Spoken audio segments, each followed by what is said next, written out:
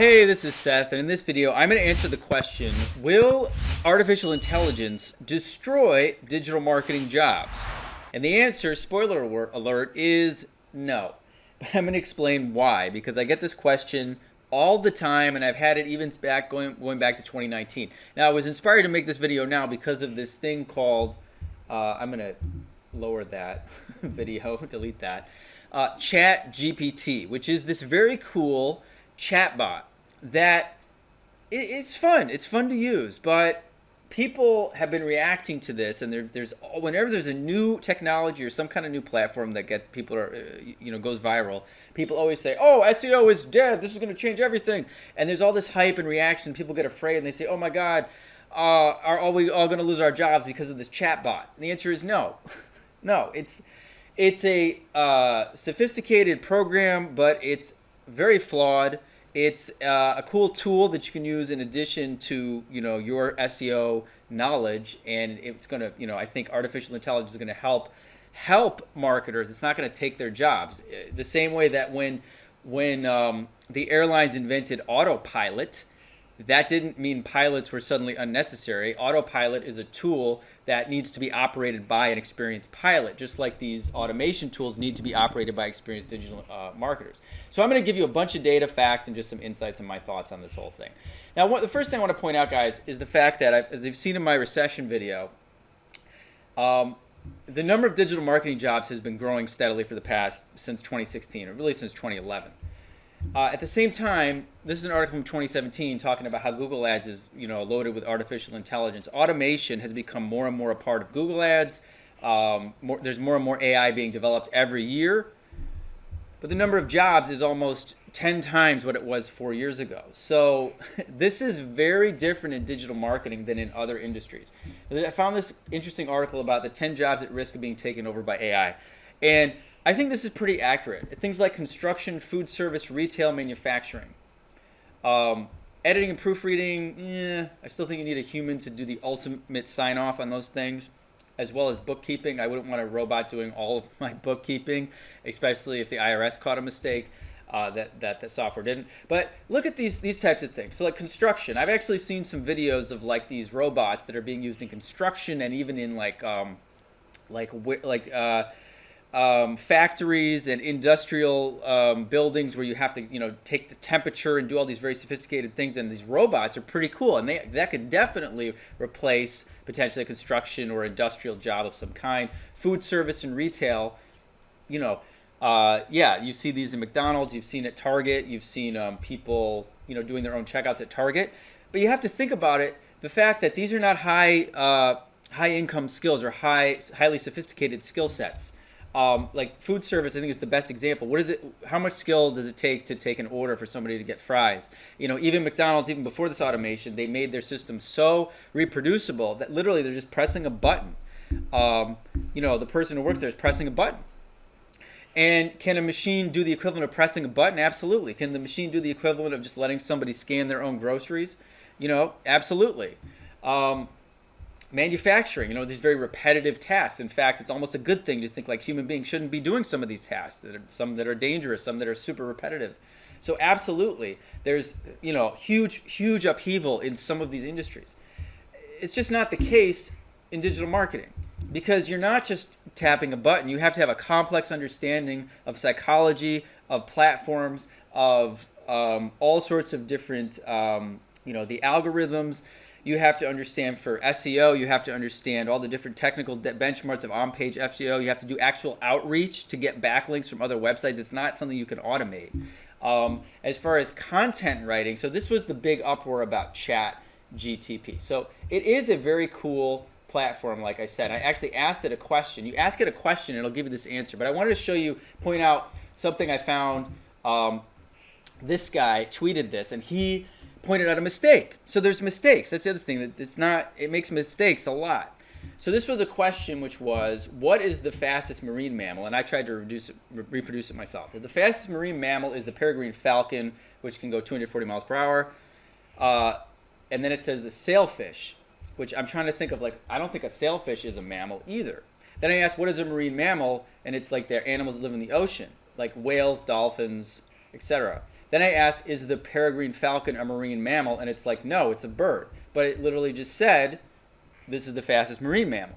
So this guy, Tim, he actually went through this whole conversation with the chatbot, which was kind of funny, where he says the fastest marine mammal is the peregrine falcon. It's not, and then he said the falcon is not a marine mammal. And he says the fastest marine mammal is the sailfish. And he says, are you just making this up? Why did you change your mind? And then the machine said, I apologize for the mistake. And this is also why people are kind of freaking out. I was like, whoa, this thing is really sophisticated machine learning. It's emulating human speech. But to me, as somebody who's worked in digital marketing and also the film industry, I'm not fazed by any of this. I'm not like, oh, it's talking to me. Just like I don't think like Siri or any of those other things are talking to me. It's just a machine. It's just a bunch of zeros and ones. And it's been programmed to emulate human speech. But the fact that it can interpret these questions is impressive. But here's where it says, please explain why you made this mistake. And it says, I mistakenly thought that the falcon was a marine mammal because it's a bird that we found near bodies of water. And then it says, is the sailfish a mammal? And it says, yes, the sailfish is a mammal, which I don't think is true. Sailfish is a fish. It's not a mammal. So this the chatbot is already got wrong information. And then it says a mammal is an animal that is warm-blooded, has fur or hair, produces milk. Does the sailfish produce milk? No, the sailfish does not produce milk. So it's cool. The thing is actually starting to maybe learn something. It says, is the sailfish a mammal? Yes, the sailfish is a mammal because it's warm-blooded and has fur or hair. So obviously the machine is wrong, again, because it's just a fish. And then this guy asked, what does a sailfish look like? And he says a sailfish has a long, slender body with a dorsal fin, etc., etc. And does it have fur? He asked, no, it doesn't have fur. It has scales. Is the sailfish a mammal? And then it says again, yes, the sailfish is a mammal because it's warm-blooded and has scales on its body. And then he says, you're wrong. Please give me, explain why you're saying this. And then the machine apologizes and corrects itself. It is not a mammal. And then they say, okay, now you understand it's not a mammal. What is the fastest marine mammal? And it gives the same answer as before. And then the guy freaks out. And then the machine says the fastest marine mammal is the killer whale. And none of these answers are correct. Actually, now if I go back to Google, you'll see using their AI tools and what they do in terms of highlighting web results, they say it's really the dolphin. Also, the killer whale is also very fast, but it's not necessarily the fastest one. And then there's the flying fish and the mako shark. And you get a lot more information here than you did over at this chat thing. The point is with this is that this tool is very cool. It does a lot of cool stuff. But even the owner, the creator, like the CEO, this guy named Sam Altman, he says it's an incredibly limited, but good enough at some things to create a misleading impression of greatness. It's a mistake to be relying on it for anything important. It is a preview. And I think this, it could mean there's more impressive things to come. But I think what's happened with a lot of people is a lot of people were so impressed with it because it does have this like human-like interface that people got very excited. Like, you can type in like, how do you make an independent movie? Tell me in 3,000 words. And it will actually write up a long essay for you about pretty much whatever topic that you want. However, I've done this search like a bunch of times, and it always says the same thing: making an independent movie can be challenging but rewarding process. It says that about everything related to film, which is the thing I happen to test. So it's very much like a very basic Google search, in my opinion. And some people were saying that this is going to replace SEO jobs because this thing can write essays. And I'm like, dude, this is just as lazy as an SEO writer as if you were to go to Google and type in how to make an independent film and take this same type of list and copy it. It's the same thing. It's all very similar, basic information. Now, actually, in this case, it did not do it in 3,000 words. This is like 500 words.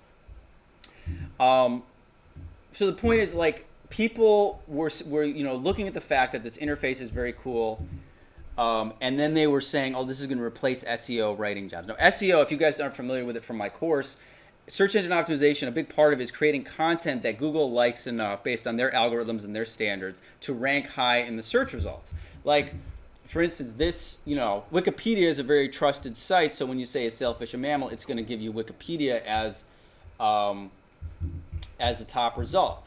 Masterclass is a trusted website. These are all the different results. Now, I personally, again, I still like Google results versus ChatGTP because if a chatbot just gives me an answer, I don't know any context. I don't know where they got this information. Whereas I like to be able to actually look at the website that was the source of the information. And there's also a bunch of different, choices where you can see, how based on the beginning of the result, which article am I more interested in?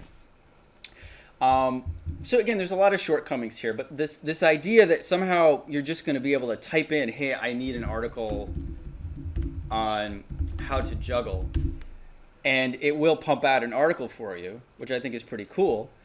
Again, fun and challenging activity, just like it said here, rewarding and challenging. The wording gets not very creative, and then you have to imagine if there's like 1,000 other people out there in SEO who are typing in, I need an article on juggling, which isn't really likely, that's not a popular topic. They are all going to get very similar results, and Google can detect this. They don't like it when you use automated tools to generate content. A big part of SEO is generating unique content.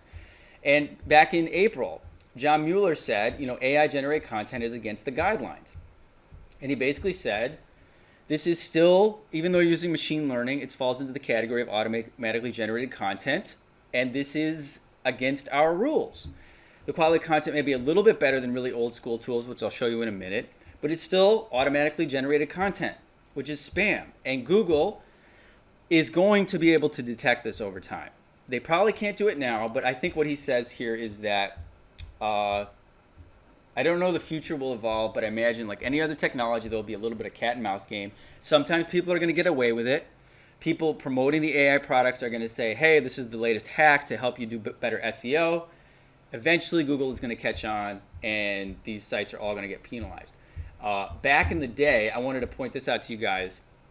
Back in the day, there was this thing called article spinning. Article spinning was essentially almost the same thing, but it was much less sophisticated. Article spinning was essentially a technique to generate seemingly original content from old content by replacing words with synonyms. So it's true. This is kind of what's happening with the chatbot. It's pulled all this data, existing data from existing websites that have already written by some other human being, and it's rewording it.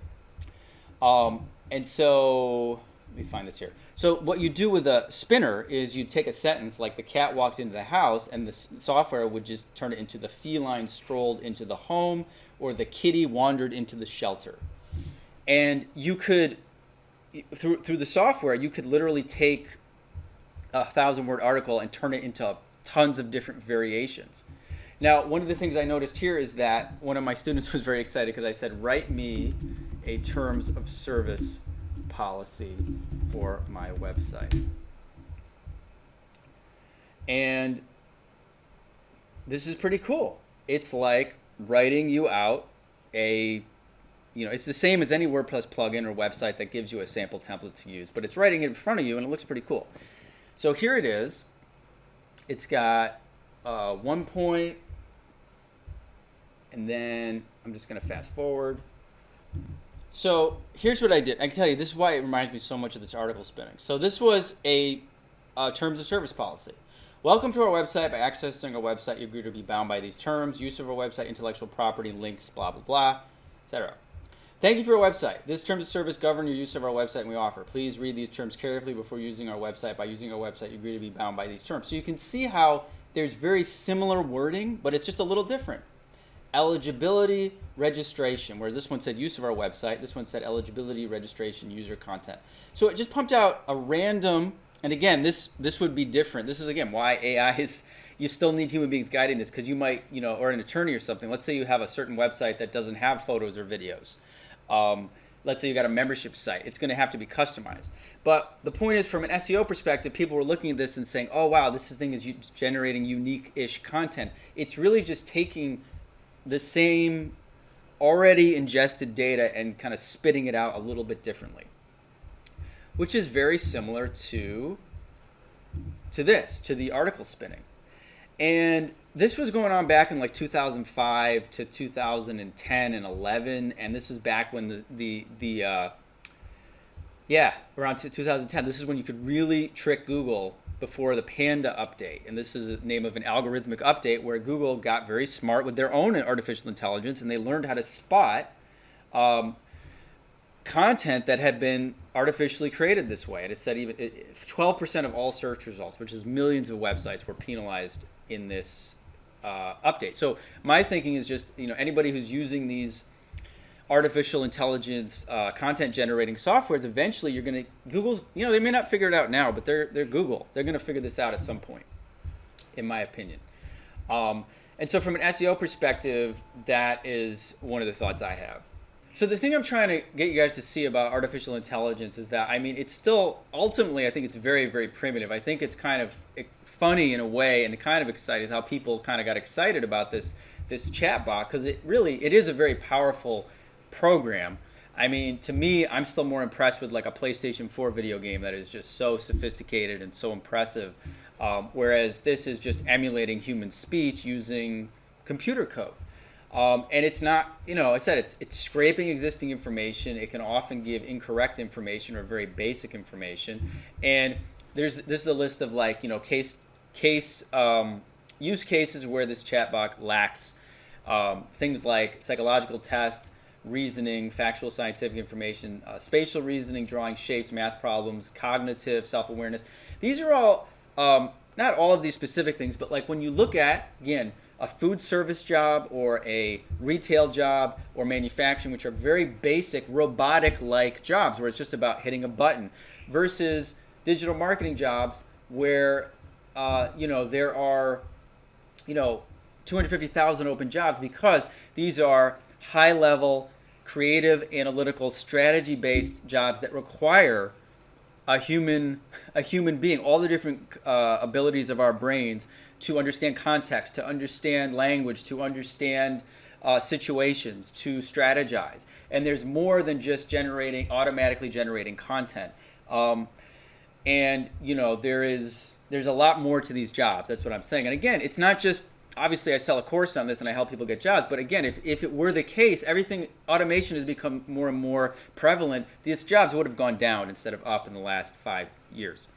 When it comes to Google ads, that is another thing where if you try to let Google automate things for you, I'm going to give you an example. So I'm taking you inside my Google Ads account to show you something I don't usually show right on YouTube. But here's an example of Google's automation, right? I'm currently bidding $6 a click for people who are searching for my digital marketing course, Seth Jared course. I pay $6 a click, and I'm usually getting, this is like 32 clicks a week. It's not a lot, but it's a good, it's a decent price for a click cost, $6. Google is suggesting that if I raise my bid to $57, I could get one extra click per week. Now, even if you don't understand Google ads, you understand basic money. And do you think it's worth me changing a $6 cost? Let's say I'm paying $6 for something, but now they're saying you should spend 10 times more of that for one more click. This is terribly stupid. If you were a campaign manager and you brought this to your client, they'd say, "What are you talking about?" Yet, this is what Google's automated system has determined is a good idea for my account. And this is just a very, very small example. One of the things you'll see on LinkedIn a lot, I like this little meme, which is, "Hey Google, just run this campaign for me." It's got, Wolf of Wall Street just throwing money away. Because Google's automated tools, while they can be very, very helpful if you know what you're doing with them, for the most part, Google is constantly trying to automate things so that they can make more money from getting more clicks. And their automation tools are notoriously bad. And that's why the proof is in this, guys. Google has been promoting their platform for paid advertising. Remember, Google ads, by the way, guys, if you're still watching this and you don't know what Google ads are, Google ads are these ads at the top of your search results, okay? That's a shopping ad, or you'll see an ad in dentist, Sacramento, these ads here. Okay, so dentists and companies pay money to show up on these Google searches, a lot of billions of dollars every year. And if you're a dentist and you have a small business, Google will, they will try to get you to sign up. Hold on, I'm just gonna. This is a good second. You can watch my free webinar if you want to learn more about this. I need to change this to English. Sorry. Just forget because I'm in Thailand. Drive sales with Google Ads. Google Ads gives you many ways to be seen, and it looks basically they are going to make this look very, very, very easy for the average owner. But what they try to do, and what I show my students in the course, is that they will try to automate everything for a dentist or the small business owner. And what ends up happening is these poor small business owners don't know any better, and they end up wasting a lot of money. And what happens is these small businesses come to an agency, and that is why there are 250,000 open jobs. If Google's AI or automation tools were so good that you could just sign up with them and say, here's my website, here's what I want to sell, AI, please just make me some money, then there would be no jobs. There would be no jobs because there would be no need for anybody to do Google Ads. I mean, look at this job where it says audit existing Google Ads account, recommended judgments to campaign keywords, budgets, etc. This is what they all say, proficient in Google Ads. Now, why would you need someone to do that job if artificial intelligence and automation was able to do the job? It's not. That's the reason why there's so many jobs. And you see, there's hundreds of thousands of these, and these are jobs that pay really well. So that should, I want you guys to feel very confident about that, especially if you're considering this field, because again, automation with Google and Facebook ads as well. Once Google has a lot of data, it can be very helpful tool to optimize your campaign. But it's like autopilot on an airplane. It's a system used to control the path of an aircraft without requiring constant manual control by a human operator. That's really one of the best descriptions of it, guys. Like, yeah, a lot of these tools, even this chat tool, as it gets better and better, you could be like, hey, listen, I need to get some basic information about this topic. Chatbot, get it for me. Good. And then you got to go in and manually do the work that you have been hired to do. You can't just say, okay, robot, do everything for me, and, everything's going to work out great. When a pilot is flying a plane, he has all these instruments in front of him, a lot like a digital marketing. You saw even just for a minute, Google Ads. SEO specialist has so many tasks to do. So if you can have an artificial intelligence like autopilot sort of, taking care of some of the mundane, repetitive tasks, so that, the pilot doesn't have to, constantly be checking the direction of the plane, for example, it frees up the pilot to do more and be an even better pilot.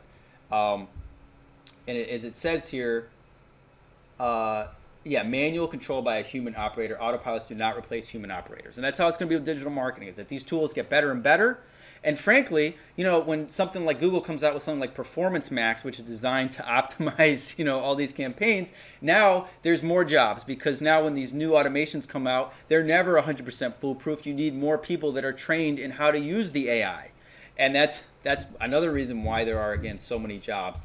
Even during a period of time when other industries are losing jobs, the digital marketing industry is higher than it's ever been, and it's maintained that even through financial uncertainty during this particular time. So anyway, guys, that's my rant. I didn't script this, so if I rambled, I do apologize.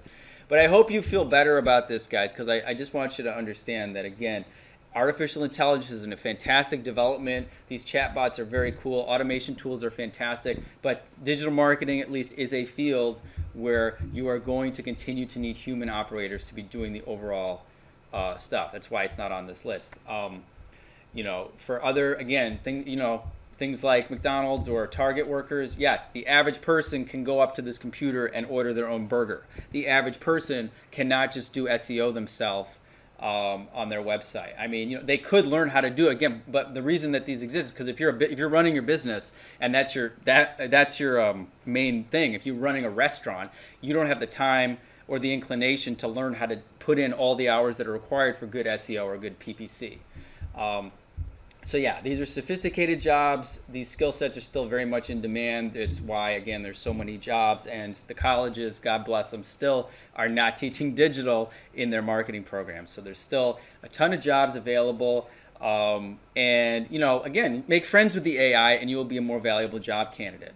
So anyway, I hope you found this video useful, not too long and rambling. If you have questions or comments, please leave them below. And if you want to learn more about how I've helped thousands of people get jobs in digital marketing with no previous experience or education since 2016, you can watch my free masterclass by clicking the link below or click the other link to find out more about my full training program.